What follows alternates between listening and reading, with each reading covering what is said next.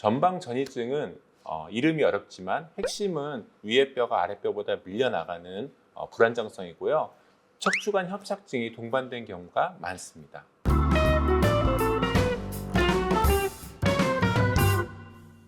안녕하세요. 치료의 정석 주영석 원장입니다.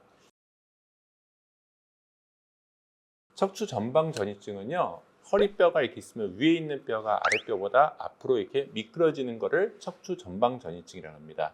이 전방전이증의 문제는 뼈가 앞뒤로 덜렁거려서 생기는 문제도 있지만 뼈가 앞으로 밀리고 왔다 갔다 하다 보면 뒤에 뼈랑 인대들이 두꺼워지게 됩니다. 그러다 보면은 이 뒤에 신경이 지나가는 통로가 좁아지게 돼요. 그게 바로 여러분들이 알고 있는 척추관 협착증입니다. 그래서 전방전이증이 있는 경우에는 척추관 협착증이 세트로 같이 동반되어 있는 경우가 많습니다. 그럼 이 전방전이증이 생기는 이유에 대해서는 대표적으로 두 가지를 들 수가 있는데요. 하나는 선천적인 거, 하나는 후천적인 거, 퇴행성인 경우가 있습니다.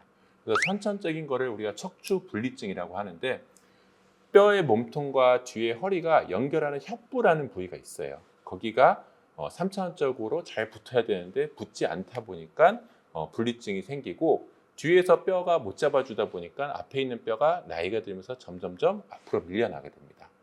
두 번째는 이제 퇴행성인데, 말 그대로 나이가 들다 보면은 디스크도 약해지고 뒤에 뼈랑 인대가 약해지게 되겠죠. 그러면은 잡아주는 힘이 약해지다 보니까 앞뒤로 덜렁거리게 됩니다.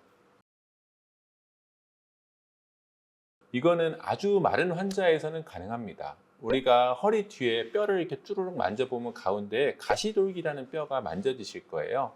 이 가시돌기의 뼈들이 대부분 부드럽게 연결이 되는데, 전방전이증이 있어서 뼈가 앞으로 밀려 들어가면은 이 가시돌기도 앞으로 빠지겠죠. 그래서 가시돌기 뼈를 만지다 보면 움푹 파이는 경우가 있어요. 그거를 스테봅사인이라고 합니다. 그런데 모든 사람들이 다 마르진 않죠. 살이 많거나 근육이 많으신 분들은 뒤에서 만져줘도 잘 만져지지가 않습니다. 그래서 전방전이증을 진단할 때 사실 제일 중요한 거는 엑스레이입니다.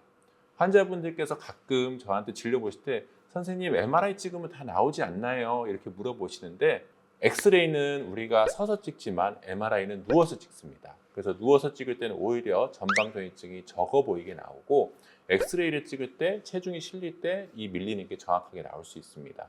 게다가 엑스레이 찍을 때 우리가 허리를 숙였다 폈다 이렇게 찍는 사진이 있는데, 그때 숙일 때 얼마나 뼈가 밀려나는지 정도를 보고 불안정성을 평가할 수 있습니다.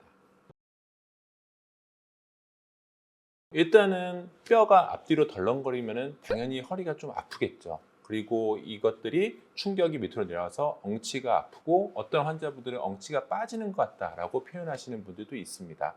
그리고 허리를 숙였다가 아니면 오래 앉았다가 일어날 때 허리가 한 번에 잘 안 펴진다라고 말씀도 하시고요.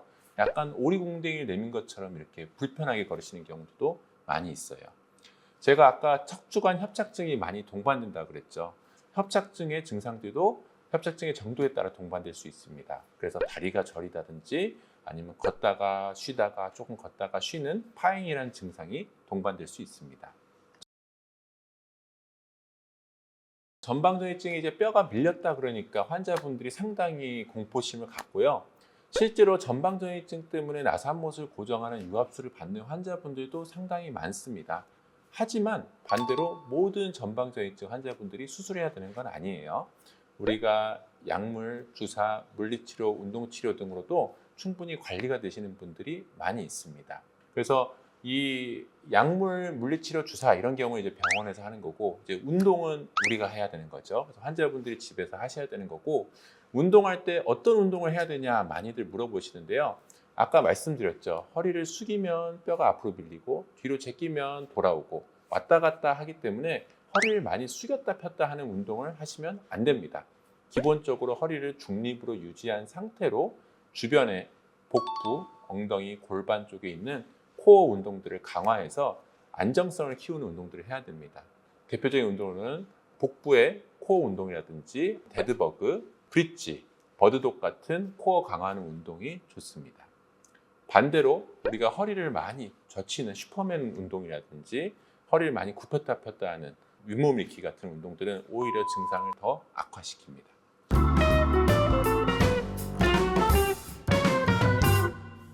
척추 전방전이증은 뼈가 앞뒤로 덜렁거리는 불안정성이 있고 협착증이 많이 동반된다는 것을 기억해 주셨으면 좋겠습니다. 상태에 따라 적절한 치료가 필요합니다. 수술할 정도로 심하지 않다면 앞서 말씀드린 운동들을 통해서 관리하시기 바랍니다. 오늘 영상이 도움이 되셨다면 구독, 좋아요 부탁드립니다. 이상 치료의 정석 주영석 원장입니다. 감사합니다.